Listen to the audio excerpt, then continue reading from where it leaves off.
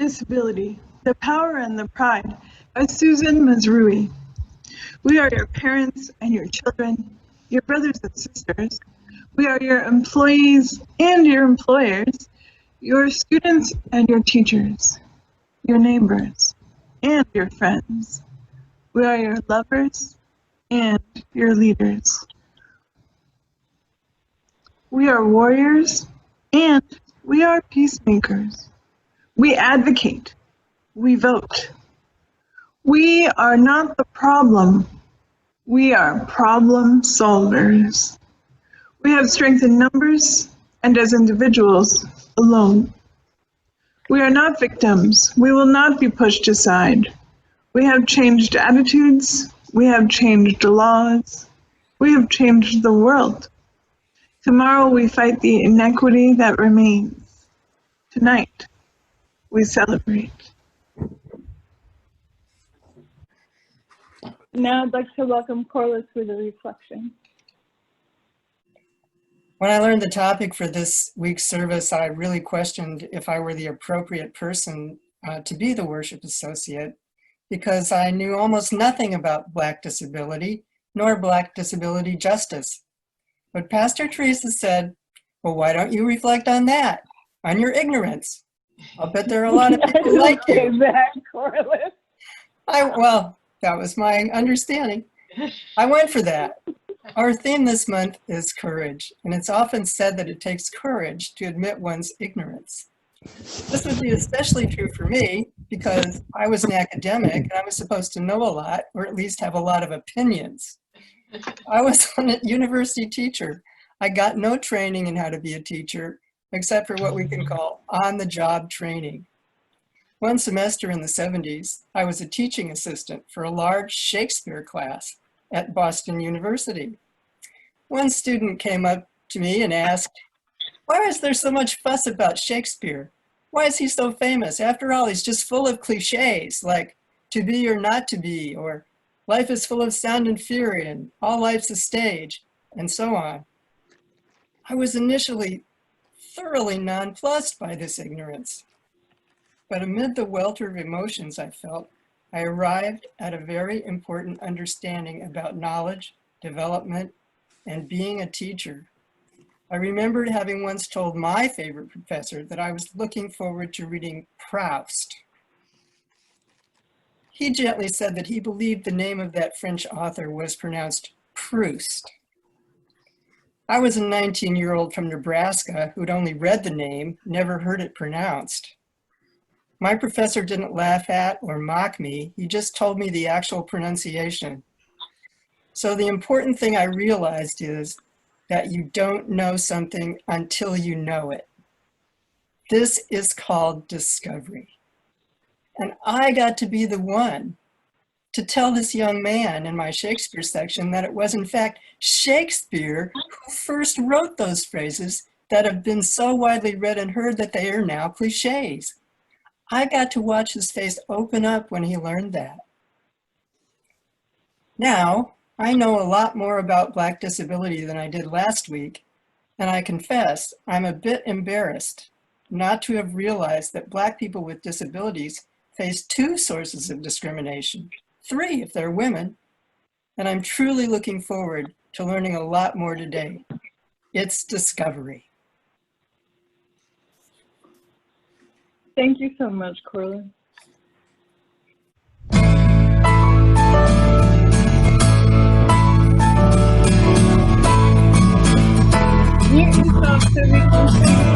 I feel the current raging around me, try to summon up my strength once more. I'm weary on this journey, afraid I will not reach that distant shore. I cry for help, feel like I'm sinking. There is no one near me I can see, but there you are in the water with me. Take my hand and guide me graciously. Will you come with me on this journey?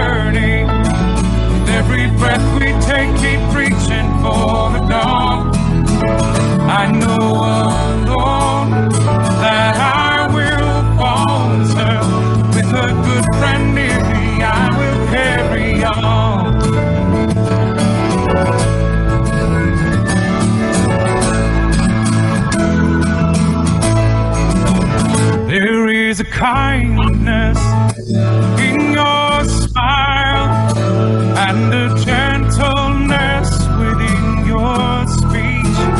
You reassure me, your love surrounds me, that oh safety is at last within my reach.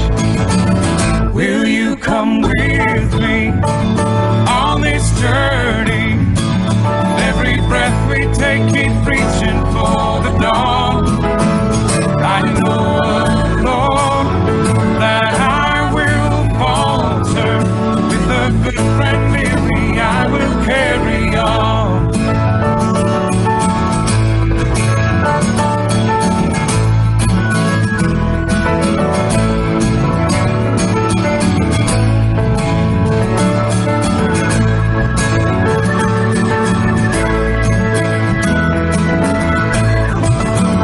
It's an illusion we carry with us as we wade on through the waters of our lives.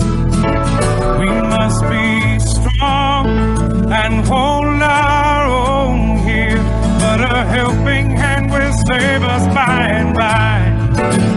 Will you come with me on this journey? Every breath we take, keep reaching for the dawn. I know alone that I will falter. With a good friend near me, I will carry on. Will you come with me on this journey? Every breath we take, keep reaching for the dawn. I know alone that I will falter. With a good friend near me, I will carry on. I know alone that I will falter. With a good friend near me, I will carry on. With a good friend near me, I will carry on.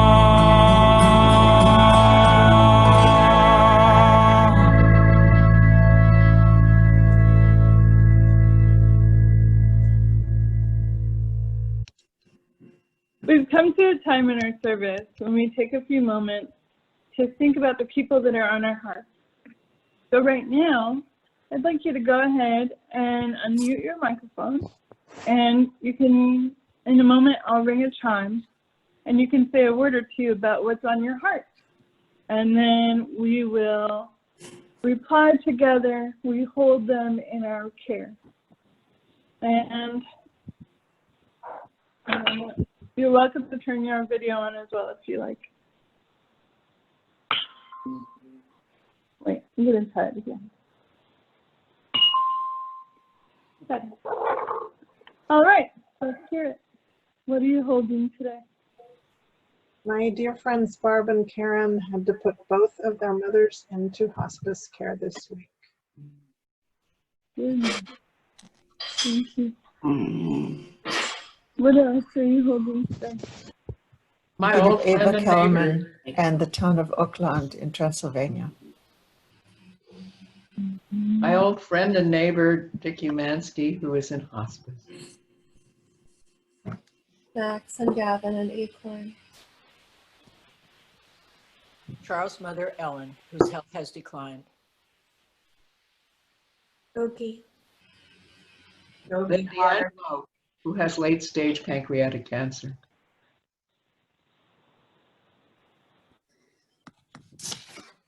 Jean Hume, who hopes for a good result from her scan on Friday.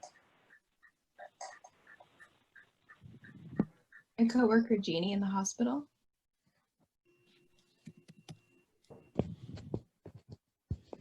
Is that everybody? All right, well, you type in the chat or say in your respective place, we hold them in our care. We hold them in our care. In our care. We hold them in our care. We hold them in our care. Thank you.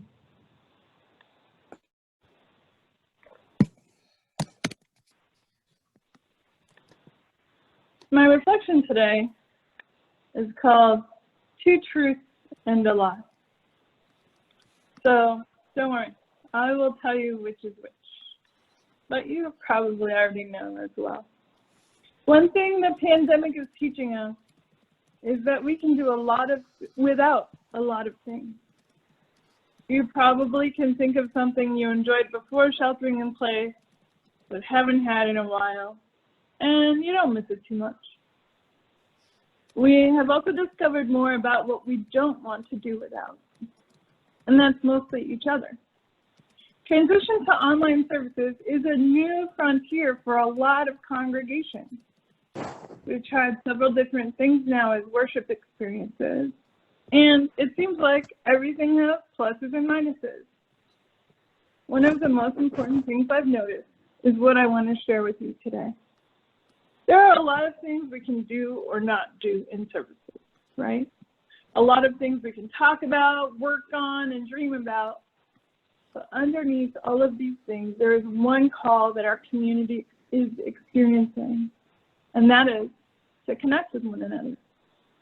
We will continue to focus on connection, and in fact, focus more on connection than content.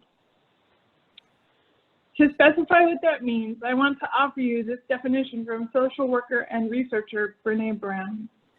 She says, I define connection as the energy that exists between people when they feel seen, heard, and valued, when they can give and receive without judgment, and when they derive sustenance and strength from the relationship. Our focus on this will lead us to spend more time just talking, time playing games, time watching movies and talking about what we notice. As for content, formalized research data suggests that Unitarian Universalists complete postgraduate studies at 3 times the United States national rate. What that means is you know things, and we will keep learning together, certainly. But allow me to encourage you that knowing more things will not make you more true to our collective mission. It matters who you are. It matters how you're doing. It matters what you want to create for this hurting world. So I want to tell you about 2 connection opportunities that you can attend. The first is a community action circle, Tuesday, July 7th, 1 to 2:15. Join Dash Goss Post and Amy Carlson in connecting with one another, grounding shared values, taking multiple actions like signing petitions and making calls, and having a time of processing afterwards.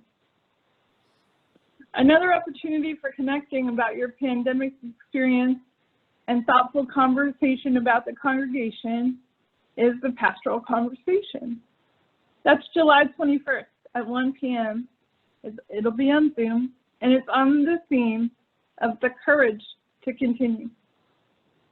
In this week's Challenge Chatter, there is an additional conversation tool, an AMA, or Ask Me Anything, about anti-racism and anti-oppression.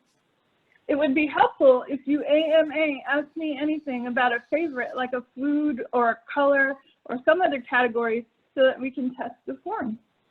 Of course, that also means that your questions are welcome. And what I'll be able to do is continue to bring those forward in remarks and gatherings and when we talk. So please use that form. One truth that you'll hear everywhere is that we're socially distant, but not socially isolated. And that's only the case if we make it so. We must continue to develop the practices that combine our mission with new forms that meet our needs for social distance and still allow people to be seen, known, and understood. Recent days have brought into sharp focus the precarity of Black lives in the machine of police terror and murder. This is the United States in 2020. The country in which police are permitted and even encouraged by a lack of consequences to murder Black people. Cleve V. Tinsley, writing for the Berkeley Center for Religion, Peace, and World Affairs at Georgetown, writes this: Now more than ever, we need faith communities to organize for critical intellectual exchange. Faith communities that do so might build more community trust and relationships towards collaboration and coalition for justice. Building trust requires that faith communities take up some of their stakes. Mr. Tinsley is saying, church, it is time to update your approaches and meet people where they are in making justice. Black Lives Matter is an important and central approach, but we can't stop there. Critical intellectual exchange is some of that spending time together talking that I mentioned earlier. It's an essential component of an action reflection cycle that leads to change and empowers the way we live into our mission. Today, you will hear about the need for Black disability justice now. Just like we have been working out that more than one thing is always happening at a time, we can deploy multiple values and strategies at the same time. That is, we can do our connecting work as part of building our capacity, our muscles, our clarity to do the part of our work that shifts our focus from internal to community-wide. It is a lie that we can make it and at the same time leave people behind. The second truth I want you to consider is this. The shift to connection over content, to new forms of making justice, these things will require your courage. Phoebe Eng, Asian American lecturer, sums up the challenge this way. As connected as we are to friends, to family, to each other, we often feel we are ultimately on our own as we make our way through life, and that can be a frightening prospect. We can overcome this fear only by reaching out to one another, and in our shared courage, we will learn. May it be so. May we be the ones who make it so. Amen. May it be so.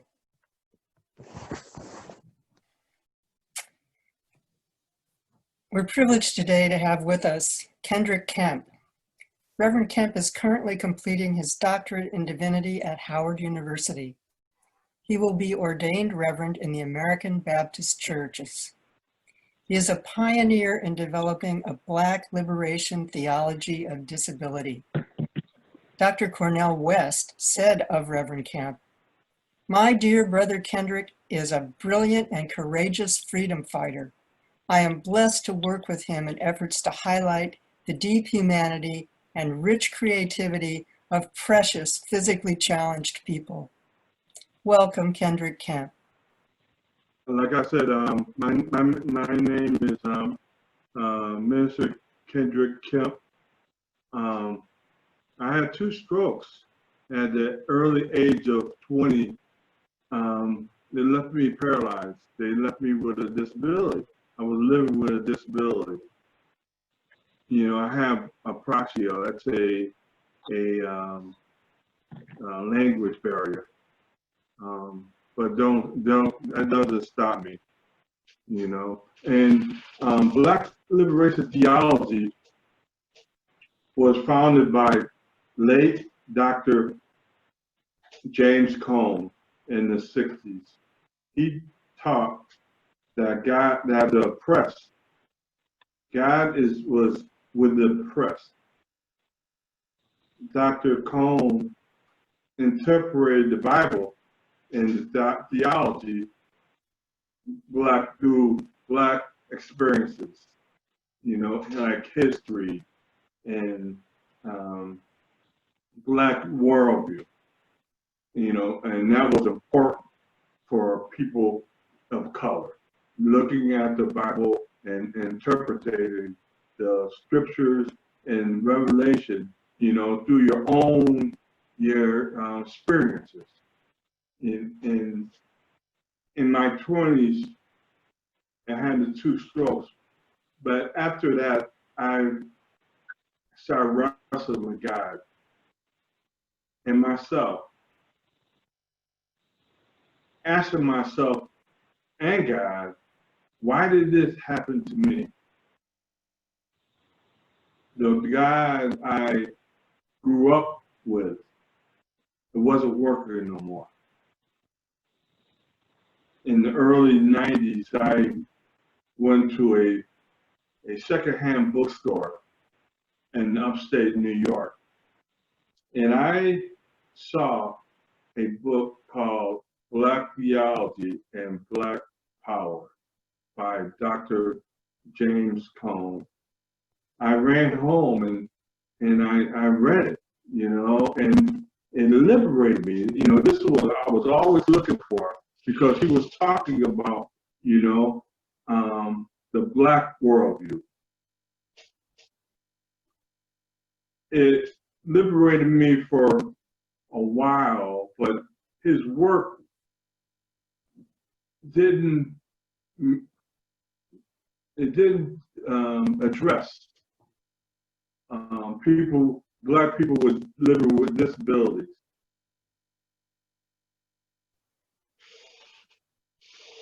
But I had a chance to work under Dr. Cone and Dr. Cornell West at Union Theological Seminary. And they helped me bring forth out of me Black liberation theology of disability. Black liberation theology of disabilities is rooted in the lives and the experiences of Black people living with a disability. It has a liberatory interpretation of the scriptures and rereading the Bible and the stories in the Bible, and re-examining the scriptures to find the liberating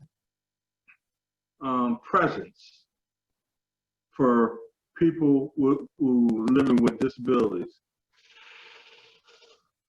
Because the Bible, it can be used to belittle and oppress people who are living with disabilities.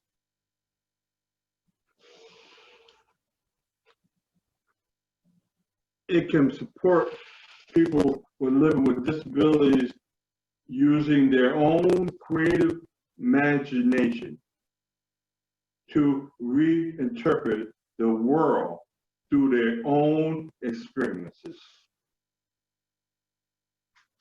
And this is very important. I had a check. Black liberation theology is rooted in the experiences of people who are living with disabilities. Is grounded in fighting against ableism. In summary, Black liberation theology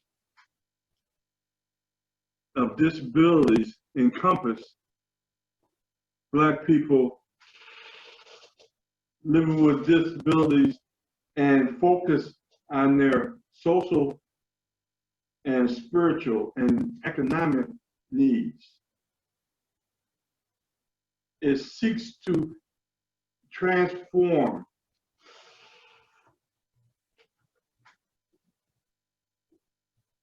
society to embrace Black people living with disabilities as a important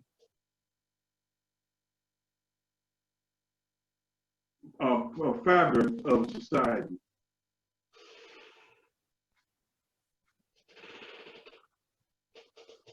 Understanding God, who is disabled. A God's paralyzed by the cross. A God not indifferent of suffering, but agreement with the marginalized.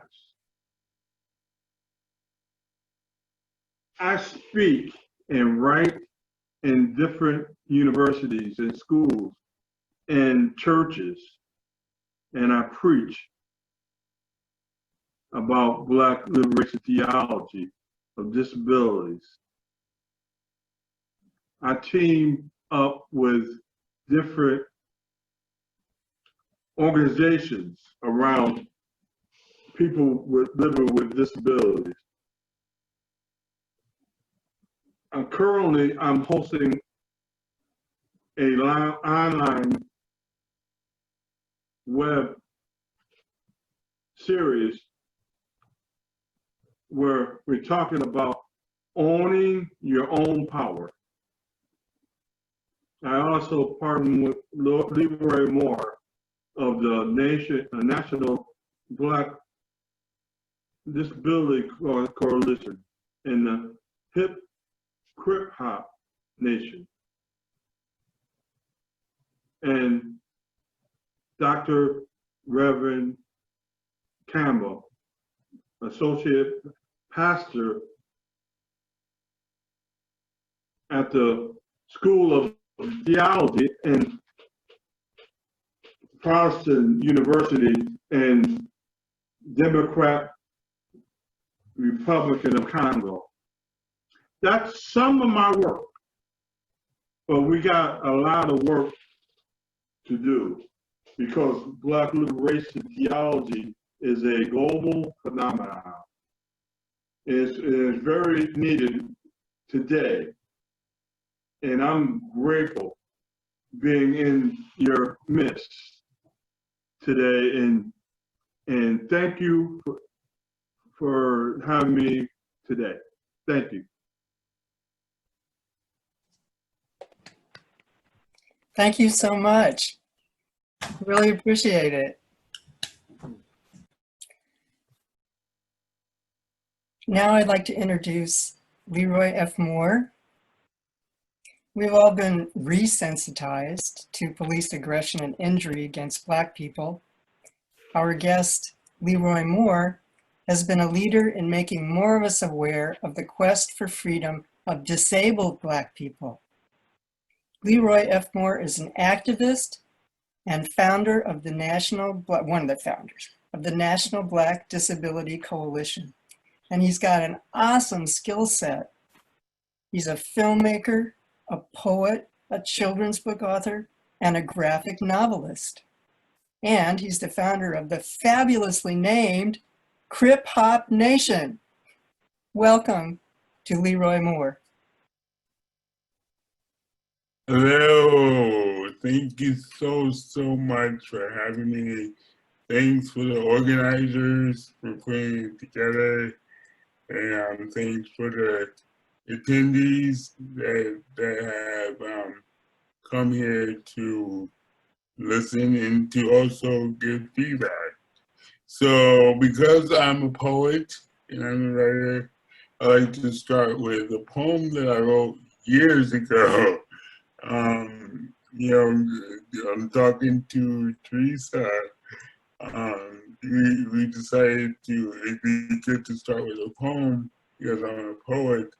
And this poem I wrote, I think, in the early 90s. And it's called Moses Speaks Today. And the reason I want to give the reason why the poem says it is, the reason why I wanted to, why I wrote the poem and why I want to share it today, because the figure of Moses has been a really role model for me, because as I think most of you know, Moses had a disability, and his disability was on a speech impairment, and God, you know, did not cure Moses. Usually, you know, what we see in the Bible and in churches is curing, you know, faith curing and stuff like that. But God gave Moses an accommodation before the ADA, the American with Disability Act. But of course, before these laws, God gave Moses an incarnation, his brother. So that story really sticks out to me, and from my experience, it's not taught enough in Black churches, and it needs to be taught a lot more, especially if you have disabled youth and children going to Sunday school. Can you imagine having that story in Sunday school? It's empowering to see and hear yourself, from others. So anyway, I'm gonna share this poem, then I'm gonna go on with the rest of the presentation. Like I said, thank you once again. This is called Moses Speaks Today. Moses speaks today. I'm weak. Seeing what has become again. Go down, Moses. Take us back home. Nobody's listening. So he will speak in a hip hop beat. People say they know, but they don't know. So he will teach. Moses, I'm disabled. No overcoming but becoming. Spoke through my brother Aaron, my mouthpiece. Let my people go, brought peace. Moses speaks today, I'm crying, seeing how churches are excluding autistic boy die and faith healing, asking, did they read my story? Moses, tell it, I'm disabled, no overcoming, but becoming. Spoke through my brother around my mouthpiece. Let my people go, brought peace. No more looking up in the sky. Prophets are among you, all shapes, colors, and size. Don't overlook people with disabilities. Ask you again, do you really know my story? Jesus gave me an accommodation. Now with man-made laws, still have discrimination. How backwards do you all live today? Jesus will forgive, but you better pray. Moses beatboxing, I'm disabled. No overcoming but becoming. Spoke through my brother around my mouthpiece. Let my people go, brought peace. Hey Moses, I was born with a slow tongue. I chose myself to be the one to erase humans' isms with my poems and songs. My words, like you, will continue to lead my people to freedom. So that's the poem, and the poem is entitled, once again, Moses Speaks Today. And I think I wrote that poem in the early 90s or late 80s. So it's an old poem. So I think we're gonna discuss have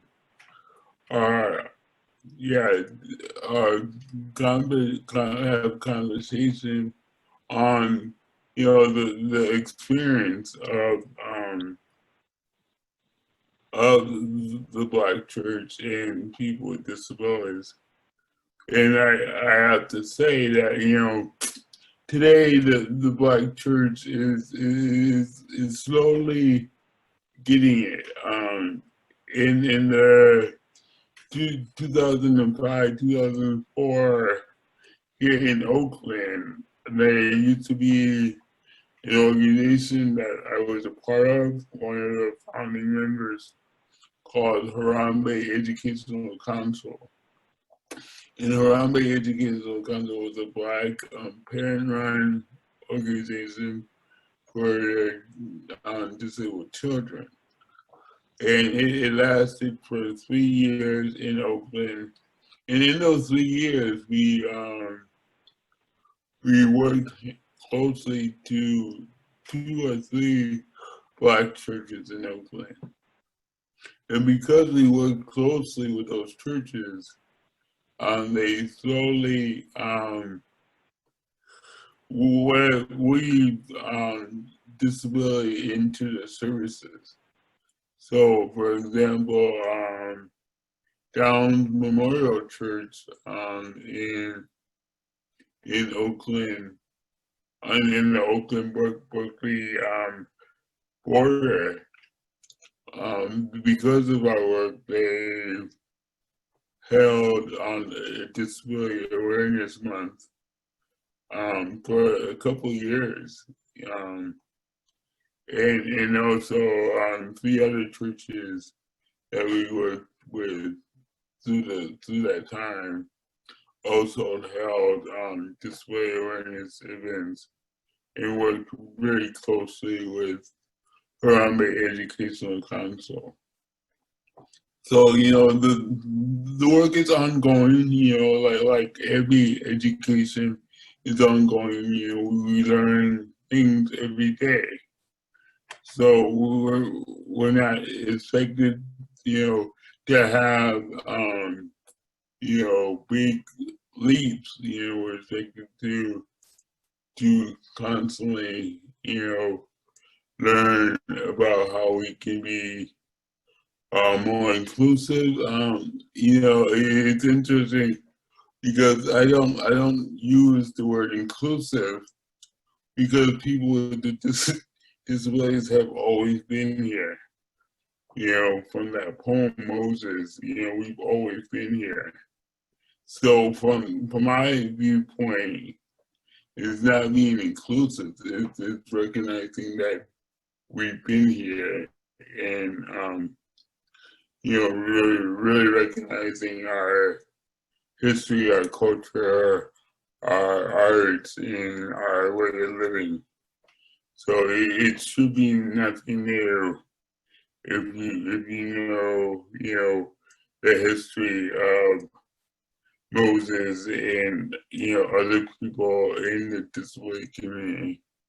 You know, from Moses, of course, we've had you know Harriet Tubman and you know people like that. So we've been here as Black disabled people.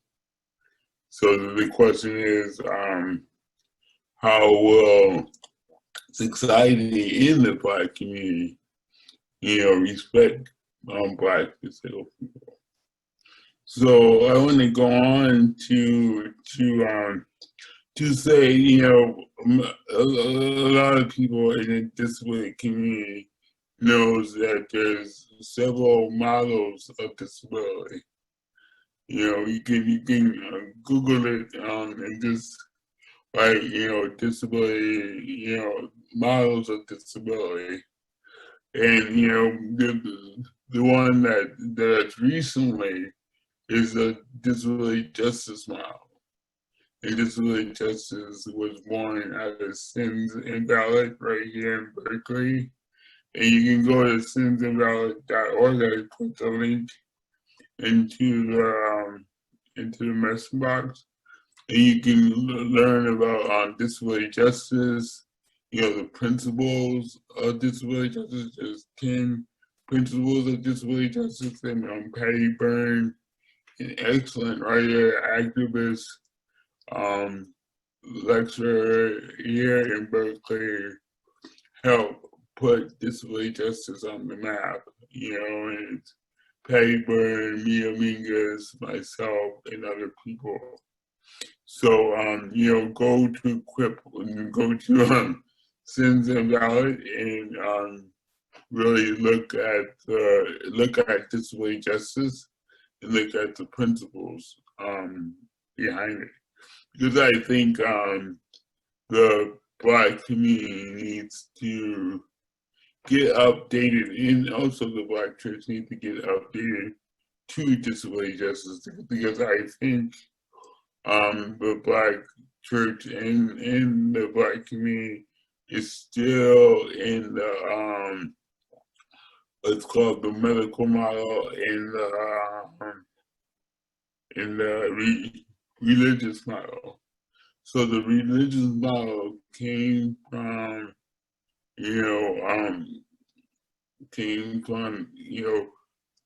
slave masters at the time, where you look at disability to overcome it or hide it or heal it.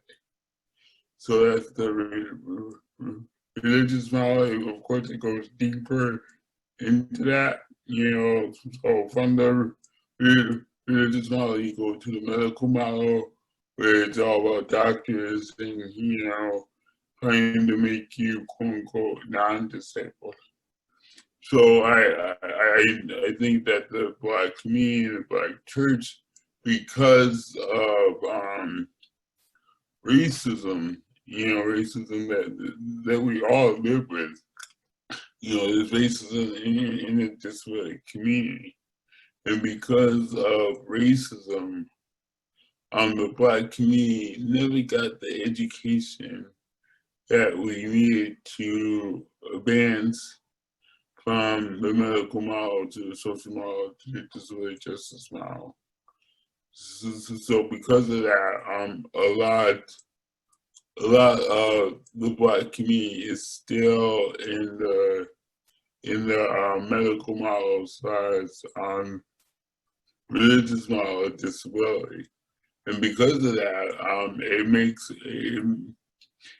it hard for Black disabled people to, I say, come back home and work, come back home to the Black community and work, because of those open wounds and the lack of advancement to, social justice model and disability justice model. And, because of that, and because of the history of slavery in this country, and not only slavery, of course we got lynching, Jim Crow, and stuff like that. Because of that, we have what I put on to go back, Queer Pot Nation. So to go back in and discuss what's Queer Pot Nation. Queer Pot Nation is an international network of hip hop artists, musicians, poets, artists from around the world. So it started in 2007, and we had chapters through Africa, Spain, Europe, and here. And Queer Pot Nation is from one of the co-founders, Keith Jones. Keith Jones says Queer Pot Nation is more than music, because we're activists, we're social justice activists, and we're thinkers, writers. So Queer Pot Nation is more than music. So because of that, and because I'm a writer, a journalist, I put out new terminology, which I think it's a good thing. I think the Black disabled community needs new terminology around disabilities to have an umbrella of terminology that's uplifting and that comes from us. So I put out, this is recent, like in the last couple of months, I put out what's called Black ableism. So we know that ableism is, like racism, sexism, is discrimination towards people with disabilities. Now I say there's Black ableism because in the Black community you have Black non-disabled people discriminating against Black disabled people.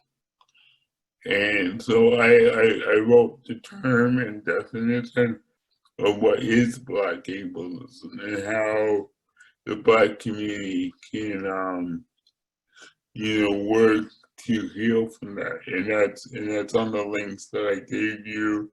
It's at quiphopnation.com. So that's one terminology. Another terminology that Crip Hop has done, because Crip Hop is international, so we see disability culture, disability rights, disability music and arts as an international thing. Of course, it's not only here in the U.S. So because of that, Crip Hop put together what's called Afro Crip. And Afro Crip, just like Afro Brazilian or Afro Puerto Rican, Afro Crip says that there's disabled people from around the world and in the African diaspora.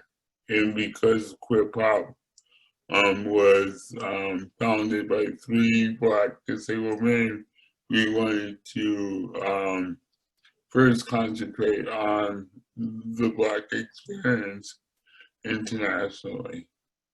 So Afro Crip is on the website, and I want to tell you, Crip, the term Crip.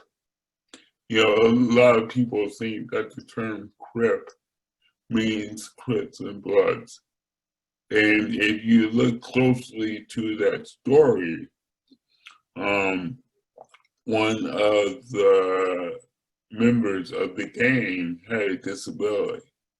So he's like, oh, we just call you Crip for short as crippled, of course, that's a negative term. But, we're talking about teenage Black boys. So he's like, oh, we just call you Crip. So Crip Hop is really taking back that terminology, flipping it into a political, educational lens under hip hop and putting it back out there. So that's Crip. That's the history of the term Crip and why we use it to do Crip Hop. And that's on the on our website too, the term Crip. So also we do theory too, because we want to bring people with disabilities together. So bringing people with disabilities together, especially in international networks, you gotta have at least theory or some kind of theme that really brings us together. And of course, what really brings us together is the experience of being, discriminated against in the music industry.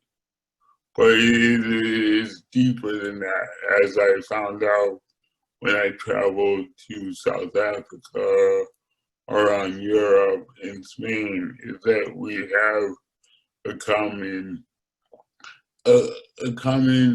knowledge and a common experience because of our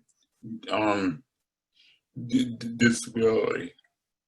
On the Crip Hop website, we have what's called the future building to the Crip Hop table. Crip Hop is very selective of who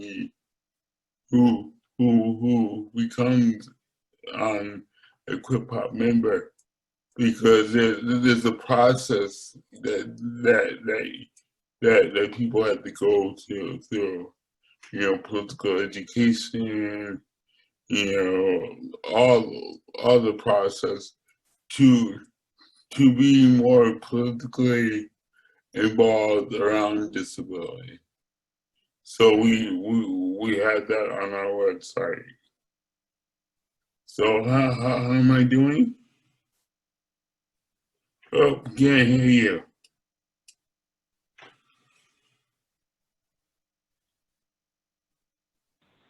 This is great. Thanks so much. We have time for you to share about your new project, and then we'd like to go on to our invitation to generosity. That's our offering. Thank you, Theresa. So the new project is really exciting, and I'll put the link in a little blurb about it in the chat box. But the new project, like a plant, you know, a plant grows, and you know you have to replant it, you know, to get a bigger pot, right? It's the same thing as crib hop. Crib hop has grown for the last, what, 12, 13 years. We have grown internationally and locally. And because of this growth, we want to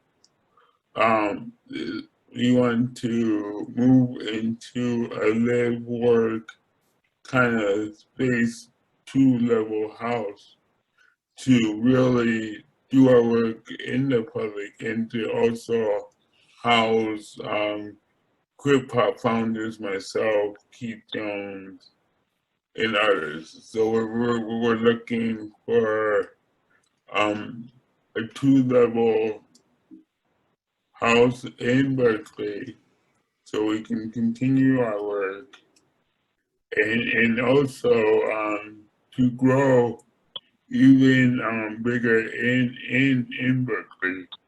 We have goals of doing murals in Berkeley, doing murals of our ancestors that were disabled in Berkeley, and also continue to bring in disabled people from around the world.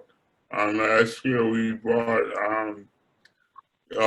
5 disabled musicians from Africa, and we did a tour around the Bay Area. So these are the things that we want to continue to do, and we need a living work art space to continue to do it.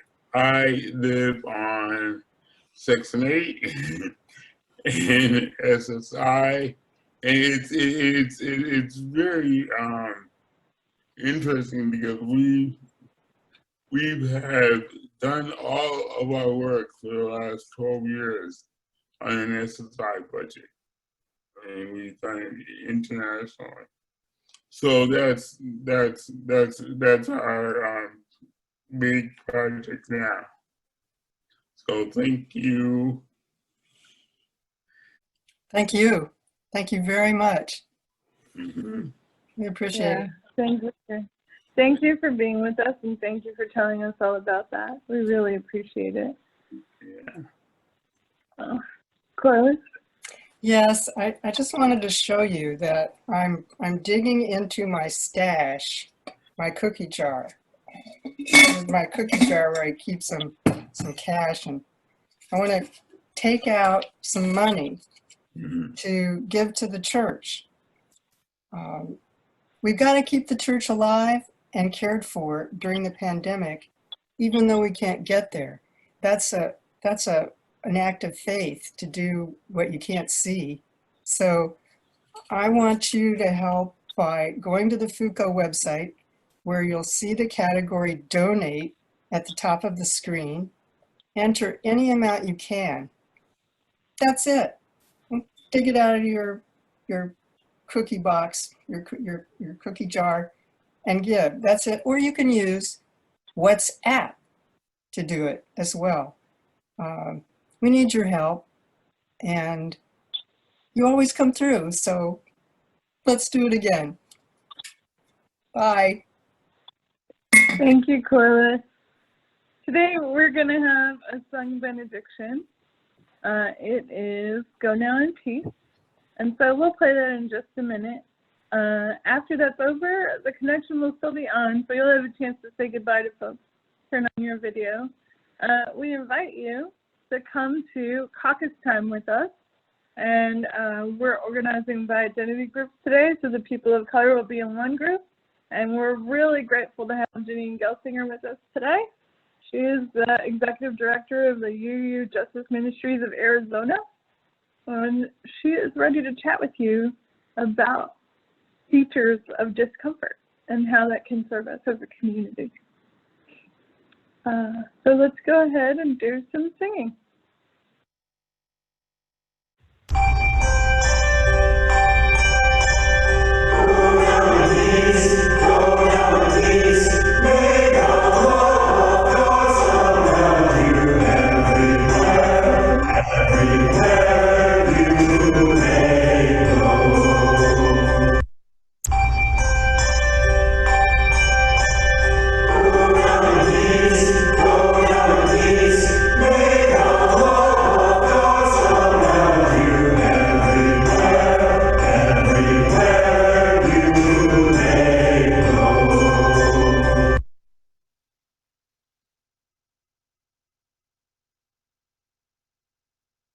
Thank you.